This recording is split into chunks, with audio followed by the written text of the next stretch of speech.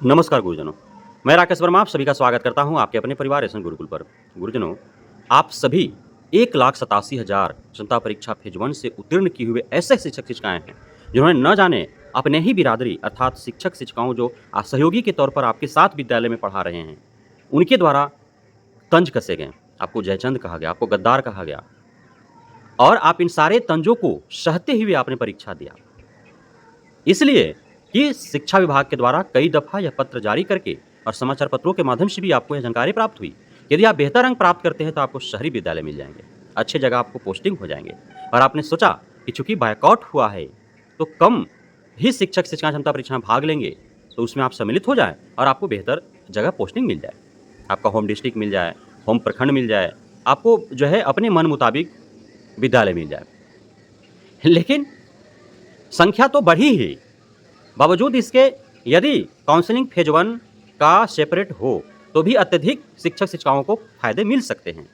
लेकिन अब शिक्षा विभाग के द्वारा जो अब नए रूप से आंकड़े मंगाने की जो कायद की गई है और उसे भी क्षमता परीक्षा फेज 2 का जो तिथि घोषित कर दिया गया है, तो उससे मन में और जो है असमंजस पैदा हो गया कि शायद शिक्षा विभाग जो है वो फेज 1 और फेज 2 का सम्मिलित रूप से काउंसलिंग करा लेगा और उसमें फेज 2 वालों को अत्यधिक फ़ायदा हो जाएगा, फेज 1 वाले नुकसान में चले जाएँगे। क्योंकि फेज 1 वालों को तैयारी भी नहीं था, फेज 2 वालों को बेहतर तैयारी के लिए समय मिल गया। अब मेरिट के आधार पर ही डिस्ट्रिक्ट अलॉटमेंट होने हैं, मेरिट के आधार पर ही स्कूल अलॉटमेंट होने हैं, तो वो पढ़ेंगे और क्षमता परीक्षा देंगे। चूँकि क्षमता परीक्षा फेज 1 हुआ तो उससे सिलेबस भी उनको पता चल गया और तौर तरीका भी पता चल गए, कैसे एग्ज़ाम हो रहे हैं, किन-किन कठिनाइयों समस्याओं का सामना उनको करना है, कैसे जूझना है, तो बेहतर अंक प्राप्त कर लेंगे। हालाँकि क्षमता परीक्षा फेज 2 में सम्मिलित होने के लिए 100% शिक्षक-शिक्षिकाओं को आमंत्रित किया गया। जो क्षमता परीक्षा फेज 1 दिए वो भी, नहीं दिए वो भी, जो आवेदन करके नहीं दिए वो भी, जो अच्छे मार्क्स लाए वो भी, जो निम्न मार्क्स लाए वो भी, सभी को स्वतंत्रता दी गई, सभी को आमंत्रित किया गया। लेकिन अब बहुत ऐसे थे जो दोबारा परीक्षा देना नहीं चाहते थे, इसीलिए तो फेज 1 में 2,22,000 जबकि बायकॉट हुआ था, बावजूद इसके 2,22,000 आवेदन थे और फेज 2 में लगभग चीज़ क्लियर हो जाने के बाद भी मात्र 85,000 ही आवेदन हो पाए हैं। उसमें कितने लोग परीक्षा में बैठ पाते हैं, यह तो परीक्षा होने के उपरांत ही जब आंकड़े आएँगे तो पता चल पाएँगे। तो अब यह भी है कि फेज 1 में जो नहीं दे पाएँ या जो फेल हो गए या जो कम अंक लाएँ, वही अधिकांशतः जो है फेज 2 में उन्होंने आवेदन कर रखा है और जो पूर्णतः बायकॉट किए हैं, वो बायकॉट कर रहे हैं, आज भी कर रहे हैं, क्योंकि उनका आधार अलग है। उनका उम्र काफ़ी अत्यधिक हो चुका है, वो दंपति हैं, वे दिव्यांग हो सकते हैं, वे महिला हो सकते हैं, तो इस वजह से वे यत्र-तत्र जो है वो पोस्टिंग नहीं चाहते हैं, तो नियोजित के तौर पर ही वो बने रहना चाहते हैं, जहाँ हैं वे संतुष्ट हैं, तो क्यों क्षमता परीक्षा दें? अब इसमें जो आंकड़े मंगाए जा रहे हैं, पूर्व में तो शहर और गाँव का अलग-अलग मंगाया जा रहा था। अब मेरिट के आधार पर शहरों में पोस्टिंग की बात की गई थी, तो उसमें मैंने आपको बताया था कि 120, 125, 130 जिसका हो, अर्थात 120, 125 से अबव जिनका हो, वही उम्मीद रखें कि उनका शहरों के विद्यालय में पोस्टिंग हो पाएगा, उससे नीचे वाले नहीं उम्मीद रखें। ऐसा होता भी। लेकिन अब जो आंकड़े मंगाए गए हैं, तो इसमें अब स्वीकृत पद कितने हैं? अर्थात टोटल पद जो प्रशासनिक विभाग के द्वारा स्वीकृत किया गया है, वो कितना है? और उस पे कार्यरत शिक्षक कितने हैं और रिक्त कितना है? और यह विद्यालयवार, विषयवार मंगाया जा रहा है, ग्रेडवार मंगाया जा रहा है।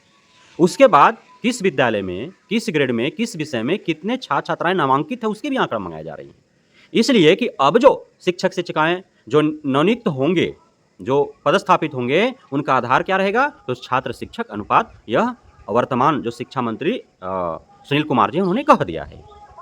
तो इसी आधार पर अभी लगभग 2.5 लाख, लगभग 1.5 लाख नई नियुक्तियाँ हो जाने के बावजूद भी 2.5 लाख के आसपास जो है अभी भी रिक्तियाँ हैं शिक्षा विभाग में, शिक्षक के रूप में जो है अभी बहाली ले पाएँगे और जो विधानसभा चुनाव से पूर्व जो है सारी रिक्तियाँ भर देने की कवायद शुरू कर दी गई है, बिहार सरकार ने आश्वासन दे दिया है।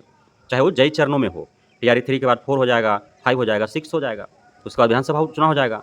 तो अभी 1-2 ही हुआ है ना, अभी 4 बाकी हैं, तो वो 2.5 लाख पद जो है वो सृजित करके और उसको भर लिया जाएगा। अब जो क्षमता परीक्षा दिए हैं, तो उसमें से बहुत ऐसे हैं जो पास भी हैं, अच्छे मार्क्स भी हैं, उनका होम डिस्ट्रिक्ट भी अलॉट है, बावजूद इसके वे योगदान नहीं लेना चाहते हैं। इसके पीछे का कारण कई हैं। हो सकता है उनको विद्यालय अच्छा न मिलने का डर हो, साथ ही जो नई नियुक्ति पत्र देने की बात है, तो उससे उनके अंदर खौफ उत्पन्न हो गया कि उनका 12-14 साल का जो कार्यानुभव है, वो समाप्त हो जाएँगे, उनका भविष्य में लाभ नहीं मिल पाएगा कि वे प्रधान शिक्षक, प्रधानाध्यापक या पदोन्नति हेतु वे योग्य हो पाएँ। तो इसको स्पष्ट करना होगा शिक्षा विभाग या शिक्षा मंत्रालय को कि नहीं, आपको नई नियुक्ति पत्र दिए जाएंगे, लेकिन पुराना कार्यानुभव जो डीओ स्तर से आपको प्रमाण पत्र दिए जाएंगे उसका मान्यता रहेगा। आपको पदोन्नति, आपको प्रधानाध्यापक, आपको प्रधान शिक्षक बनने हेतु वो आपको जो है मान्य होंगे, इसका स्पष्ट करना होगा।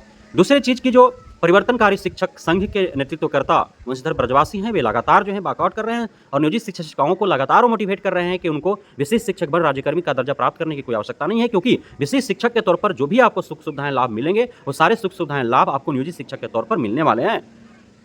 जो जीएलआई है, ग्रेजुएटी है, पेंशन को आप ताखे पर रख दीजिए जो है, क्योंकि अभी केंद्र में तो पुनः जो है सरकार बन गया एनडीए का, तो वो जो है ओपीएस लागू करने नहीं जा रहा है, एनपीएस के तहत ही आपको जो है पेंशन दिए जाएंगे। तो एनपीएस के तहत जो पेंशन दिए जाएंगे उस पेंशन का जो रकम होगा वो इतना भी नहीं होगा कि आप दोनों पति पत्नी का जो घुटने का दर्द, जोड़ों का दर्द का जो दवा पर मंथ होता है उसका भी खर्चा आपको मिल पाए। तो क्यों आप पेंशन के चक्कर में जाएंगे? वो बाकी अन्य जो कुछ लाभ है जो नहीं मिल रहे हैं अभी वो मिल जाएंगे। तो इसके लिए लड़ाई जारी है, माननीय कोर्ट का दरवाजा खटखटाया गया है। तो अब ये सारे जो मुद्दे हैं उसको समेट करके यदि जो काबिल नियोजित शिक्षक शिक्षिकाएं हैं वे अंतिम निर्णय तक पहुंच पा रहे हैं तो देख पा रहे हैं कि विशेष कोई लाभ है नहीं, बल्कि नुकसान है कि वे अभी जहां हैं वो संतुष्ट हैं, बावजूद इसके उनको कहीं ऐसे जगह पर भेज दिया जाएगा शायद उस विद्यालय में जाकर के वो संतुष्ट न रह पाएँ, खुद को संतुष्ट न कर पाएँ, तो इसलिए नहीं ज्वाइन करना चाहते हैं। अब फेज 1 का काउंसलिंग जुलाई में किए जाने की बात कही जा रही है और फेज 2 का परीक्षा का तिथि घोषित किया जा चुका है। तो हो सकता है कि दोनों का एक साथ काउंसलिंग हो जाए, तो फेज 1 वालों को नुकसान का डर है। तो अब देखना यह होगा कि फेज 2 में कितने उत्तीर्ण हो पाते हैं, कितने रिपीटेड हैं, टोटल फेज 1 फेज 2 मिलाकर के कुल और मूल शिक्षक कितने हैं, अब कितने उसमें काउंसलिंग करा करके वो विशेष शिक्षक बन पाते हैं, योगदान ले पाते हैं, राजकर्मी का दर्जा प्राप्त करते हैं, कितने नियोजित के तौर पर ही रहते हैं। अब जब फेज 1 में 2,22,000 से डायरेक्ट जो है वह फेज 2 में 85,000 पर आंकड़ा आ गया, तो फेज 3 में भी देखना होगा कि अब कितने आवेदन कर पाते हैं। तो बहुत सारे असमंजस हैं अभी भी, शिक्षा विभाग और शिक्षा मंत्रालय को क्लियर करना चाहिए हर बिंदुवार प्रेस कॉन्फ्रेंस कर करके जो भी समस्याएं हमारे द्वारा उठाए जा रहे हैं नियोजित शिक्षक शिक्षिकाओं की ओर से, उन सारे बिंदुओं को क्लियर करना चाहिए, तभी जाकर के क्षमता परीक्षा जो है वह सफल हो पाएगा, अन्यथा धरा का धरा रह जाएगा। बहुत बहुत धन्यवाद आप सभी नवनियुक्त शिक्षक साथियों का, गुरुजनों का, भावी शिक्षकों का हमारे साथ जुड़े रहने के लिए, बढ़ने के लिए, इतना प्यार देने के लिए, यहाँ पे भरोसा बनाने के लिए। जय हिंद।